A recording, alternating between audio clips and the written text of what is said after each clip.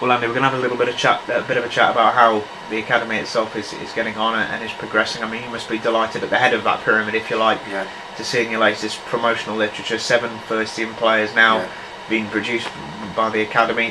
The largest chunk of those whilst you've been academy manager.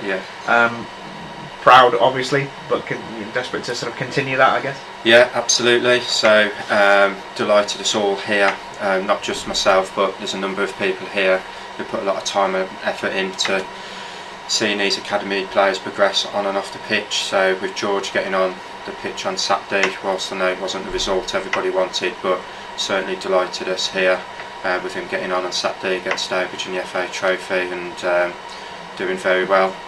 So hopefully, you know, he can carry on progressing with the first team.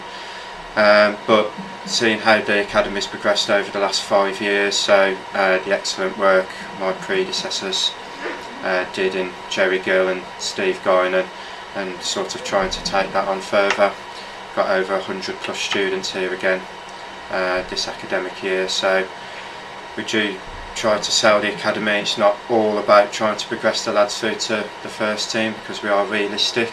You know, if we can get 3 or 4 through to the first team each year, I think that's job done in terms of progression through to the first team. But it's what else do we offer to all the other players who might not get near the first team, and having that relationship with the football club is obviously vitally important. I know it's about producing individuals as well, in the sense that Colin and I sat with Tyrone Williams, who out with Hensford and previous clubs. He's now an established footballer, if you like, but he's continuing with those studies. He's doing a university course and everything else, so it's about ensuring players have, as you say, both of those channels, if you like. So again, Tyrone's a perfect example. He was the first one to progress from the academy to the first team in terms of a professional contract. So again, he did 2 years with us here on a BTEC course, and then this year he's enrolled onto the university course that we've got with Worcester University, so doing a foundation degree in football, business coaching and management. And it's been fantastic to see Tyrone off the pitch as well, in terms of his maturity levels have really gone up a level for me over the last couple of years.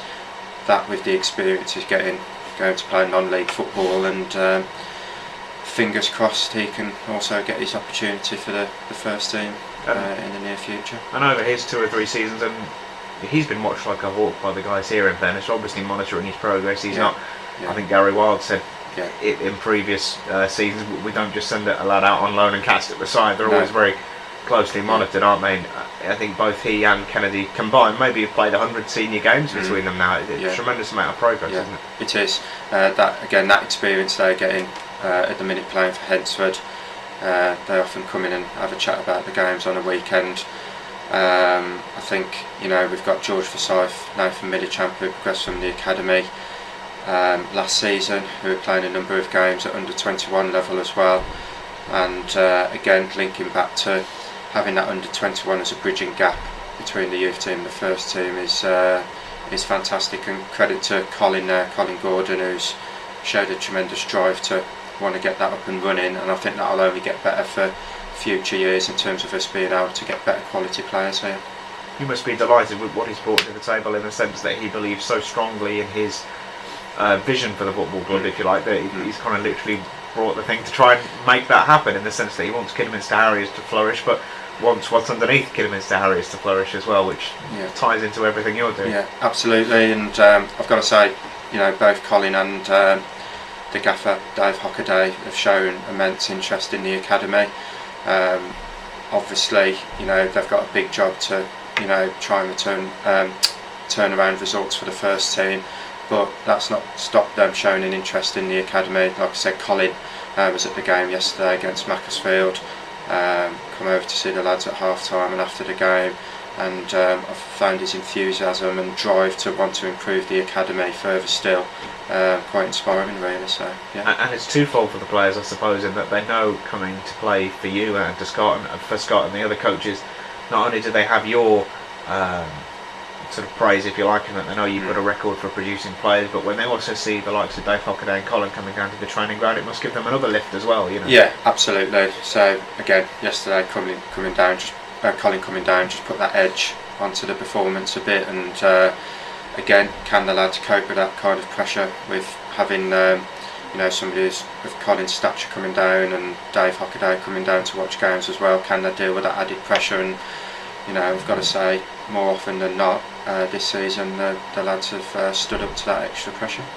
And one of Colin's other points echoes one of yours, in the sense that if, for the want of a better phrase, those players can't cope with that pressure, and in the end professional football as a career isn't for them, it doesn't mean that something within professional football can't be for them as well. No, absolutely not. So again, alluding to what I said earlier, what do we offer here other than a progression route on the pitch through to Kidderminster Harriers? So of late we've been sending, as you know, Matt, a couple of students up on work placement to the actual club to get a feel for what it takes to run a football club away from the pitch.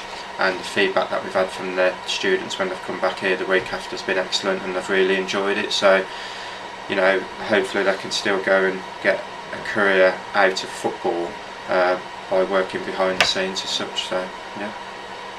Football academies obviously exist around the country, but when one as a concept is introduced, when the Kidderminster Harriers Football Academy with Stourbridge College, BMET College as it is now, was conceived and when it was produced, where it is now must have been close to what those sort of dreams were, I guess, weren't they, in terms of this is what you would have wanted? Yeah, absolutely. So in that first year, when I think we had around about 50 players, students on the programme, we thought, well, the 50, we'll work with that, but that escalated to 70 the following year, and consistently now for the last 2 years, 3 years, we've had 100 plus students on the programme.